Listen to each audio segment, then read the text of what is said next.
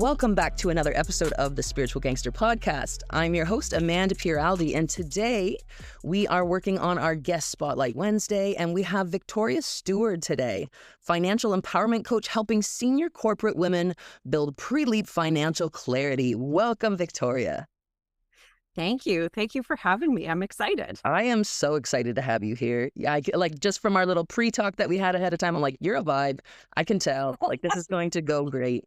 I'm so excited. So for listeners meeting you for the first time, who is Victoria Steward beyond the title and business? And that's a thing that I'm actually working through. It was because I, for the longest time, tied my identity to my job, my 20 years working as a civilian for the U.S. Navy, as an engineer, and I left and I was like, who am I? I don't even know. Oh my goodness. And so I'm on this kind of exploratory journey that right now is taking me to coaching, but really I'm on a self-exploration journey, following curiosity, being like, what is it that I love and like and want to do? And who am I, right? Because something I realized, I think, it was 5 days after I left my job, I got asked, so what do you do? And I was like, what do I do? Yeah. Hot, cold, almost in panic. I felt ashamed that I wasn't a constructive member of society. It was 5 days. You're like, this is I left to give myself a break. And I was like, I do nothing. Oh, you did. You're like, I panicked. I didn't know what to say. I was like, and this is why, right? So I think who am I? I am an animal lover. I have found Reiki, so energy healing, and that has been a gateway into, I think, a little less judgment. Absolutely. Of myself, an open curiosity, because it's just and for other people and situations in the world, right? It's just reminds us that we're all connected, right? Absolutely. We're all on our own individual journeys, struggling with who knows what, and who knows where we'll go. But so animal lover, Reiki lover, now working on building a coaching business around money, because that was a stressor in my life for a very long time. And I was like, wow, if I had an empowered, positive relationship to money when I left in 2023, how different would it have been? Life-changing, I'm sure. Yeah. So that's kind of my goal right now, is to help other women, if they are wanting to leave their corporate jobs, if they're feeling the call to do something differently, or their body is saying, hey, get out. Yeah. that they're leaving from a place of excitement and freedom and not. So was there a specific burnout moment or inner knowing that made you start questioning the corporate path? Yes. And you probably hear this all the time. I think it got loud during COVID. because I was at home. I was taking a 2-hour lunch to work out and make myself a healthy lunch. I decided to try veganism because I was they say that will help your stress. I'm was doing all of these things and nothing was changing. I was this is weird. Why hasn't this changed? Because it feels like I am now looking after myself better. And then and then we went back to work, and it was and it was just a rude awakening. go back. No thought on who was doing better working from home, who was doing this. It was such lip service to we care about our employees. Mm-hmm. And it was yeah, this is all performance, yes. right? Okay. I see through it. Yeah, and it was just okay, this is it. And then the war with Ukraine started. And I was we were just all trying to save each other, and now we're killing each other over land. What?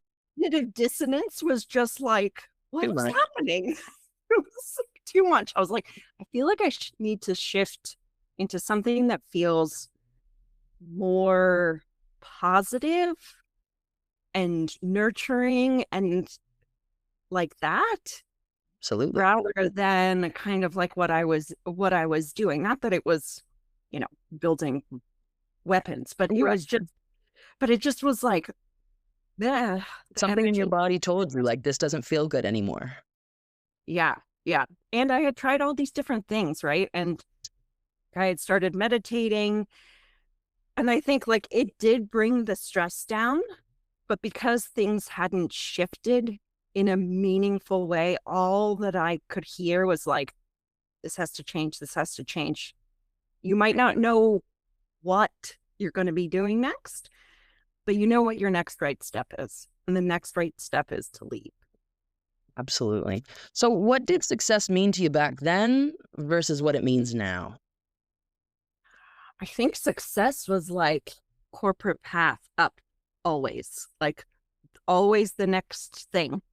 Um, Working for the government, your pay increases are, Yeah. like teensy weensy, but it's like getting the pay increases, getting the promotion, um, doing the things. Then I was like, I was a branch head, so a manager, Yeah. and looking after your people kind of thing, which was hard to prioritize over doing the other jobs. And it was just like, so the success, at least in my mind, was keep building, keep growing, moving forward, moving, or not even forward, moving up. And now, and this is something I have to bring myself back to and remind myself from time to time, is that it's just trying things. And It's not it's going like to hurt. your It's life fine. is an experiment, right? So, Absolutely. and like my education is engineering, so there were like experiments and like science-based stuff, right? Like where in theory failure is just as good as like confirming your hypothesis. But in real life, usually failure is seen as bad. Yeah, Not definitely learning. comes with a negative connotation.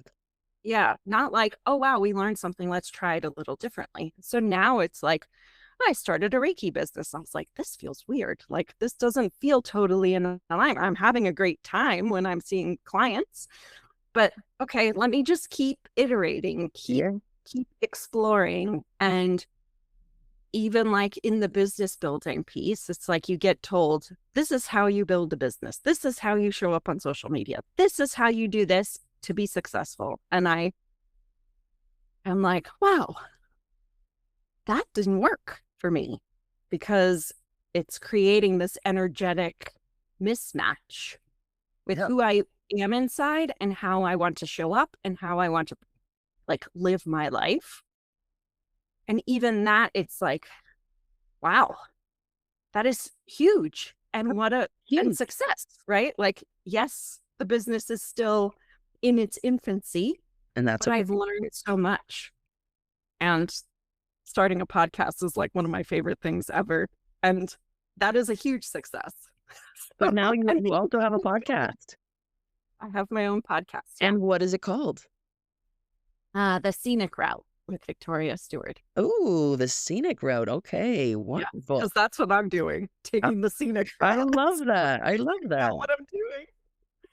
So you do talk a lot about this pre-leap financial clarity. And what does that mean?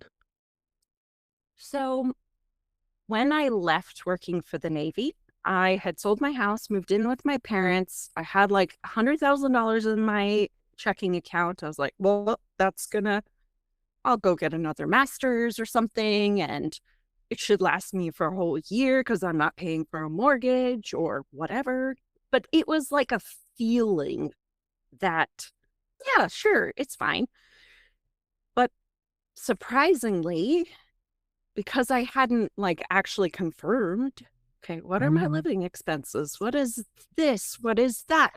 It just was like that foundation in my life of like your financial foundation, right? Is like if it's moving around like this, unstable or changing every 5 minutes because you decided to take a trip or you were like, oh, I think I should do this program or I should do that program without like really considering what does it cost me to live? How long do I want this money to last, to give myself space to explore, to reset, to rest, whatever it is? Things won't change No. because you are not feeling safe. Everything is still feeling destabilized. So, and then you potentially will also just stay because it doesn't feel like there's enough because you don't know. So it will never be enough because if you don't look at it, Right. then how do you know? So this pre-leap clarity for me is like, okay, number one, what do you want to be moving towards? Because a lot of us, and like me especially, like I said, I didn't know what I We wanted to don't do know. next. Yeah. I Some people just just knew don't that know. I needed to go. And it's like we don't spend the time to figure out what it is that we want. Yeah. And then how easy is it to take what didn't work for you before, but you know it, and put it into practice or into place with this new, better thing that you're building, or go somewhere, work somewhere else, but you haven't actually addressed or gotten clear on what it is that you want. And that kind of almost goes to like, how much, what are your expenses? How much do you want to be bringing in if you're moving forward, right? Like we are told more is always better, but that's not always in No. alignment with how you want to live your life, No, right? not always. Not always. Sometimes, yes. And then by all means, but sometimes it's like, no, I want a quieter life. I want to spend more time doing something else. I just want this income to be covering this piece. So that's kind of like a bigger picture, but from the perspective of pre-leap, it's like getting clear on what you need to maintain your life when you leave, how long feels safe to be potentially without income, right? How long do you want to give yourself to decide what to do next, to build something new, find another place, maybe just take a trip around the world, right? Like, or maybe you want to take a trip around the world. Right. Well, you want to pay for the trip around the world to pay for taking the trip, right? And then deciding what you're going to do next. So kind of like figuring out what you want that runway to be, and to be able to figure that out, not only in duration and what feels safe, but then that also equals how much savings do you want to have before you make the change. And usually underneath all that are some stories we have told ourselves or have learned about what money means, what Right. is actually enough. So you want to work through those so that you're making a decision based off of what is right for you, not what anybody else has ever told you. So that then you can make that like decision from an empowered place, from a place of like, oh, this is great. I'm going to save for maybe it's 6 months more. A friend of mine, she did it for 5 months. She thought it was going to take 12 months, but it only took her 5 once she got very clear on what she wanted. And she was like, wow, I can leave faster than I thought. Some people might look at their finances and be like, I could leave tomorrow if I wanted to. But until you look, you don't know. Right. And then it feels so scary all the time. Right. So, Take some of the fear out of it. yeah. Yeah. What do you think some of the biggest limiting beliefs are that we carry around about financial independence? I think lots of us probably have experienced this feeling of I'm bad with money just based off of past experiences. Um, you know, money is bad, but you need it for our society. Right. Rich people are bad. Money is the source of all evil. Yeah. Like the things that money doesn't grow on trees. You have to work really, really hard. Like and I think like for myself also, it's like you put a lot of your worthiness into Absolutely. your job, your paycheck, because it's like a tangible thing you can see, right? It shows up in your bank account. If it's growing, you're doing something right. When really, like, we're worthy no matter what. Yeah. This is just a tool for our lives. Yeah, a It's just tool that comes and energy. goes. It's an exchange there. It's Yeah, and it needs to come and go, yeah. right? Like, You gotta be able to let go of it. money And just sits yeah, there, it's gonna stagnate. It's like just like every piece of energy of us moving. If you stay still yourself, you're gonna get stuck. You're gonna get your body's gonna get upset, right? Like movement is so important, even in just absolutely. moving your body. So, yeah, I think it's that kind of, and like I think a lot of us associate being safe from either a stable job, a certain amount of money in your bank account, a certain amount of money coming in every week, 2 weeks, every month, that then we're kind of outsourcing that safety to this number, to this job, when really it's just another resource Yep. that we use to live our lives. It just feels like it's the source of safety or unsafety. Right. What role do you think the nervous system, like nervous system regulation, what do you think that plays in financial decisions or life pivots? So, huge, huge role, because I know when I started shifting my relationship to money, like every time I like, you open your little cash app Yeah. and you're like, oh boy, right? Like all of a sudden you're dysregulated. All of a sudden Yeah. your pulse Clustered. is Yeah. high, or you're like, I need to go run away. Like I need to go do something else. And and a lot of times we will, right? Instagram scrolling, or you literally will like throw the phone and go do something else. Like for the longest time, I'd like have the best of intentions of getting organized with my budget. I'd open a spreadsheet, I'd start looking at the bank statements, and I'd be like, slam, see you later.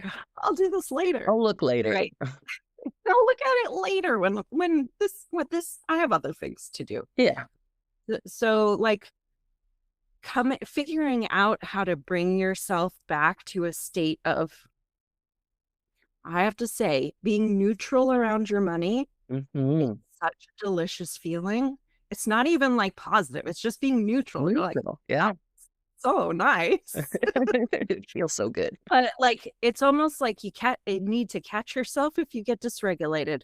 Put it down, regulate yourself, get yourself back into a calm state, a pleasurable state. Do something that you really like and come back when you're there. Stop so that you begin to associate the positive or neutral feelings with money, so that you're not like perpetually reinforcing that money is unsafe. Money causes anxiety, right? Because we've created a path or a response in our bodies when associated with money, and it's gonna take and for me, I think I was what, in my 40s when I was like, I'm going to change this. Well, you have 40 years of like neural pathway like ruts in Yeah. your nervous system. And it's going to take a long time to be like, no, let's run alongside. Feel this. Let's Yeah. shift how we're doing this. So like, I think that's like, it's a slow and iterative process, like any sort of healing or Oh, inner work, right? absolutely. Like there's always the next layer on the onion. You're like, oh, I solved this. And then you're like, Comes right around. yeah, exactly. So, how do you help women separate intuition from fear? So we start off with leaning into the desire, right? Like what it is that you actually want. What does it feel like?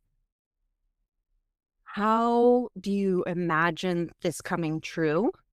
Um, because so that you can start associating it's almost like you're building a memory of having that thing that you want before you even have it, because your body and your brain don't know the difference between what's happening right now and a memory, right? That's why PTSD is so hard. Right.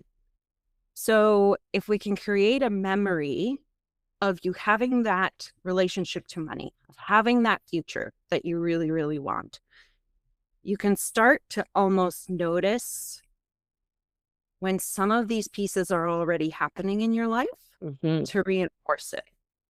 And then also, usually when you're spending time in that place, it feels completely foreign, unsafe, even though it's like your dream. And then we allow and get curious about the feeling and explore it a little bit more. Give it space. Okay. Right? Like you give it space to, like I do, body mind mapping where you like, okay, where do you feel it in your body? Does it remind you of anything? Is it trying to tell you something, right? Because a lot of times it's like something from childhood that's just like trying to keep you safe most of the time. And it was an adaptive strategy when you were a kid, but doesn't quite work as an adult. No, not the same. So, so we like start to play with allowing these parts of you to have their say, to share why they feel so scared, why it feels so terrifying to even dream into this future, to like have this different relationship with your money. And then, so like the more you spend time with it, the more you allow, the less judgment you are able to bring into it, the less intense it usually starts to feel. And if for some reason it does not, then maybe it's time for some therapy, because maybe there's a deeper issue that coaching won't help, but maybe therapy will. Might Because be a good sometimes avenue. Yeah. there's a lot of trauma that we might not even realize we have, and coaching is not the right place for that. Right. Therapy is the right place for that. So, and then I have a financial framework that I learned from Amber Duggar. She's the creator of Profit for Keeps. And it is like a masculine container around all this feminine work that we're doing with our own emotions and what feels safe and everything else, to kind of just start to build that trust within ourselves, for ourselves, like with ourselves and with your money, with just like daily interactions. Like I tell my money to go do this, it does this. I'm putting my money here, it goes and does this. I'm spending in alignment with my values. I pay my bills. I I'm in pay within alignment. my, Yes. like you're in alignment. And it's just another tool to kind of just reconnect to that self-trust, so that then as you're working through all the emotional pieces, it's being reinforced with this tangible interaction with your bank account, with the money going to places, paying for things. And it starts to bring, whether it's the anxiety or fear, it kind of brings it down into that neutrality, right? Like it's Right. just energy. It's just my tool Just for a tool. running my Yeah. life, for whatever like feels good, right? Because Yeah. so yeah, it's like the mechanism to reinforce the other work. Awesome. And so what does financial empowerment actually feel like emotionally? I to me, Yeah, to you. it feels like, or the way I imagine it is that it's like curiosity. Like the curiosity, the possibilities open up. Like when you're in that state of fear or anxiety with your money, you feel closed because you're protecting, right? Yeah. You're protecting. When you're empowered, it's like the shell has opened up. You're open for energy sharing, for money going in and out, and moving forward in your life from that place of curiosity, that creativity. And that's exciting. It is so exciting. So how do we stop abandoning ourselves just to look successful on paper? I feel like that's such a big one. It is a very big one. And I think it goes back to, I think what almost any, like if you're focusing on money, if you're focusing on relationships, if you're focusing on career, right? It's setting boundaries and sticking to them. And I think the thing that is most helpful, besides like setting up frameworks that help you stay there, but is what are you like being clear on what you want? Because if you don't know what you want, Exactly. how do you know like where your guardrails are? If you're always doing what everybody else tells you you should want, should do, should want to spend your money on, maybe you love to travel, but everybody says you need to buy a giant house and have like the fanciest car. And then you do that and you're like, This now doesn't you're, feel good. no, like I can't go on all these trips because I have to pay these payments for this Yeah, giant house and this fancy car that I exactly. could care less about, right?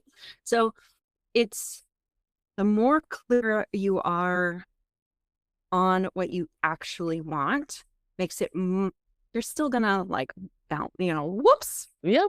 bounce off your boundaries or go Like, that's inevitable. through your boundary, but it's much easier to bring yourself back because you are bringing yourself back to what's true for you.